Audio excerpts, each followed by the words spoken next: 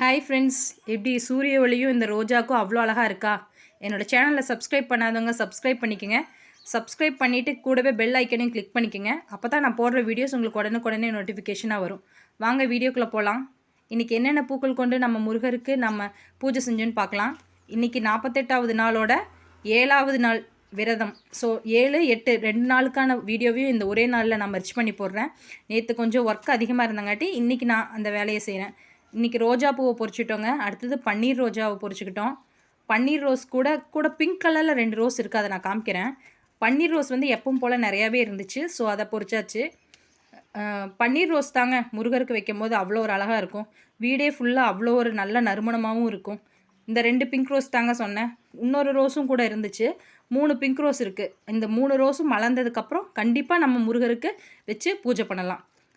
அடுத்தது நான் வீடியோக்குள்ளே போகிறதுக்கு முன்னாடி ஒரு சின்ன இன்ஃபர்மேஷன் என்ன சொல்கிறேன்னா, வீட்லேயே தேங்கி கிடந்து உட்காந்துருக்காதீங்க. லேடிஸ் வந்து எப்போவுமே நம்ம காலில் சுயமாக நிற்கும் போது மட்டும்தான் நம்ம வாழ்க்கையில் முன்னேற முடியும். எப்போவுமே அடுத்தவங்களை டிபெண்ட் பண்ணி இருந்துகிட்ருக்காதீங்க. அடுத்தவங்களை டிபெண்ட் பண்ணி இருக்கும்போது உங்களுக்குள்ளேயே ஒரு செல்ஃப் கான்ஃபிடென்ஸ் இல்லாமல் போயிடும். படுத்துக்கிட்டு தூங்கிக்கிட்டு டிவி பார்த்துக்கிட்டு இருக்கிற பெண்களாக இருந்தால் கண்டிப்பாக உங்களுக்காக தான் இந்த பதிவு. உங்கள்கிட்டையும் கண்டிப்பாக ஒரு திறமை இருக்குங்க. நல்லா சமைப்பீங்க, நல்ல அழகாக கூட பின்னுவீங்க, நல்லா மெகந்தி போடுவீங்க. ஏதோ ஒரு தொழிலை எடுத்து நல்லா பண்ணுங்கள். இப்படித்தாங்க ஃபைனலாக நம்ம வந்து அலங்காரம் பண்ணி முடித்ததுக்கப்புறம் நம்மளோட முருகர் இவ்வளோ ஒரு அழகாக இருந்தார். முருகருக்கான பூஜைகளும் நம்ம வந்து இன்றைக்கி நல்லா சிறப்பாகவே செஞ்சு முடிச்சிட்டோம். இன்றைக்கி வந்து எங்கள் வீட்டில் வந்து மலைக்கு போயிருக்காங்க. கண்டிப்பாக நான் தை 1ஆம் தேதி இல்லைன்னா அதுக்கு முந்தின நாள் வீட்டுக்கு வந்துடுவாங்கன்னு நினைக்கிறேன். பாத யாத்திரையாக கிளம்பியிருக்காங்க. அவங்க நல்லபடியாக சாமி தரிசனம் முடிச்சுட்டு வீட்டுக்கு வந்துடுவாங்கன்னு நான் நினைக்கிறேன். முருகர் எப்பவுமே நம்மளுக்கு வெற்றி தானேங்க. பௌர்ணமி அன்னைக்கு கண்டிப்பாக மலை ஏறியிருப்பாங்கன்னு நான் நம்புகிறேன். நான் ஃபோன் பண்ணி கேட்டேன்னா உங்களுக்கு அந்த பதிவையும் நான் உங்களுக்கு பதிவிடுறேன். நான் ஏன் திரும்ப நான் உங்களுக்கு வலியுறுத்துறேன்னா, பெண்களாகிய நம்ம தாங்க வீட்டுக்கு மிகப்பெரிய தூண்களாக இருக்கணும். நீங்களே உங்களுக்கு ஒரு பெண் குழந்தை இருந்தால் கண்டிப்பாக நீங்கள் தாங்க அவங்களுக்கு முன்னுதாரணமாக இருக்கணும்.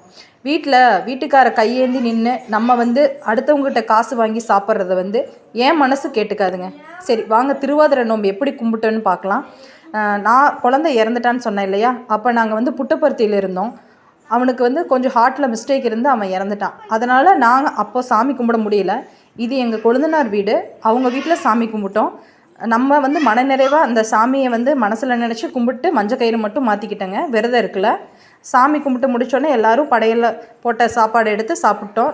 நேற்று நைட்டு இப்படி தாங்க முடிஞ்சிச்சு. எங்கள் திருவாதிரை நோம்பு வந்து ரொம்ப சிறப்பாக எங்கள் வீட்டில் முடிஞ்சிச்சு.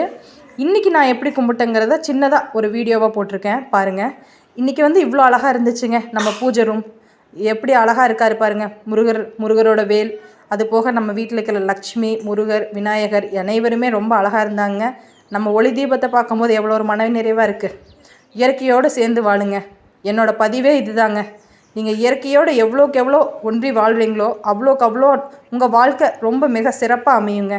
நம்ம முருகர் நம்ம வீட்டில் மட்டும் இல்லைங்க, நம்ம மனசில் மட்டும் இல்லைங்க, எங்கேயும் நிறைஞ்சிருக்கிற நம்ம முருகர் எப்போவுமே நம்ம கூட துணையாக இருந்து கண்டிப்பாக நம்மளை வழிநடத்துவாருங்க.